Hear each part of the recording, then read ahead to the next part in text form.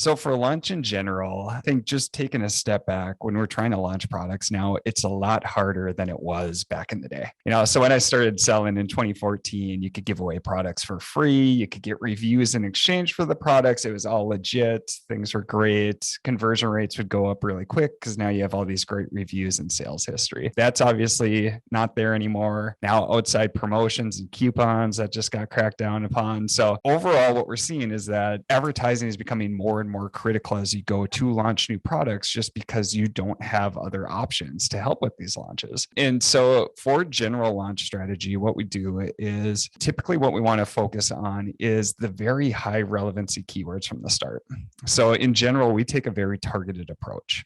And for that targeted approach, we want to be really aggressive with it. Say we take, and I'll just ballpark some numbers here, but we'll say 5 to 10 or 10 to 20, maybe max of like very targeted keywords. We put those aside in a manual campaign and really focus on some of the highest converting placements. So like top of search can be a great one. Conversion rate tends to be about twice as high as like product page or rest of search. And so really the key thing that we're trying to do from the start, we're not optimizing for ACoS from the start. We're optimizing to try to drive those initial sales, to try to drive those. With those sales, you get those great flags that this product is relevant for these keywords, these search terms. Now let me try but the algorithm's going to start ranking it a little bit higher. So we focus, I'd say probably like 80-90% of the budget from the start with this very targeted campaign. But then at the same time, we have our base campaign structure set up too, starting to get more longer tail keywords. But that's more of a long-term play. Really from the start, let's focus on the really high relevancy items. Let's try to drive the sales to those keywords that are going to convert as well as they can. And then let's make sure that we're setting the expectation that right now, while we're watching ACoS, that is not our key goal. Our key goal is to drive those initial sales, get those initial reviews, improve the organic ranking. And then as we keep building on that, building up momentum, at that point, now we can shift more to like an ACoS or a margin approach as we go. And are you utilizing, let's say, only certain match types? Like we focus a lot on exact match early on as well. We have a very similar approach to it. Sure. Or are you utilizing phrase and broad and auto and, or is that only like that smaller part of the budget that you mentioned? Yeah, so usually we'll focus more on exact. We can use phrase if we know that there may be some common terms that get thrown in the front or the back. So you're saying on a small basis, but mostly exact. Hey, Joe, one question. What bidding strategy do you use in the beginning, in the first month, 2 weeks? Let's say the first 2 weeks. Yeah, great question. I like fixed bids a lot for initial launch strategies. And the key reason is that if we use, say, like dynamic down, when we first launch a product, conversion rates are going to be poor because we don't have many reviews. And with dynamic down, Amazon's going to potentially decrease the bids if they see that it's not converting from the start. But for these highly targeted keywords that we have, we know that we're relevant. And it's just building up that initial social proof from the launch strategies. And so we like fixed bids for initial launch strategies just to make sure that Amazon is not decreasing those bids on the keywords that we know that we're highly relevant for. And then as we transition more to like an ACoS focus after the launch strategy, that's where we use dynamic down quite a bit more. But we like fixed from the start in general. Another question that actually I had here is that there are two approaches for this. One is that put your low bid and go with the with the placement. If you are going for exact, you want to go for top of search, play with the placement with 900 to bring your bid down and make sure you are securing that placement. Sure. The other one is like the other approach is with high bid. Sure. I personally like going with higher bids, but we have always this debate that which one is better or not. I love to hear your take on that.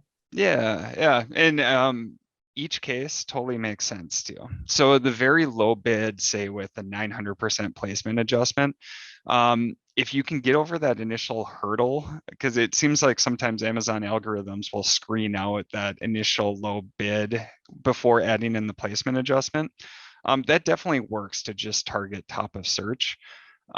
We tend to take a more balanced approach where we won't go a super high bid, but we'll go say a middle ground bid, but then let's add a 200% adjustment for top of search or 100% adjustment up. So we want a 2x bid for top of search versus the other placements. That's the way that we'll typically take it. And that's the way that we typically approach like the bids versus placement adjustments. We want to set bids for the worst performing placement between rest of search, product page, and top of search, and then use those adjustments up for product page or top of search. It'd be awesome if we could have the negative controls on the sponsor product side, which we don't. But yeah, so personally, we kind of take a middle approach, but we want to push more towards those highest converting placements, which would be on the top of search side. One more question. What about the bad campaigns? Do you use the first month bad campaigns for sales velocity? Oh, product targeting. targeting. Yep. So how do you use them? In what bidding strategy again? Yeah, for on the launch side, I would say we focus more on the keywords from the start, just to try to get those organic rankings. There can be instances, and it really depends on how aggressive our clients want to get. So if we want to be aggressive on the keyword side, and then we have some really direct competitors that we know that we're going to target from the start, we can definitely expand onto the product targeting side.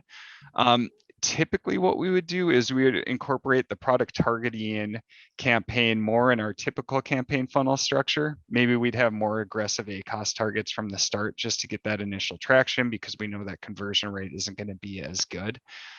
So I'd say it kind of falls in a middle ground between like our pure ranking strategy that we utilize on the keyword side and the typical like campaign funnel structure that we have on the other side. Actually, Joe, I'm going to go quickly over what's our strategy. Same as you, we do our keyword research and we are highly targeted. We try to go from low search volume to medium search volume, not going after those high search volume keywords because they are not helping us with rank.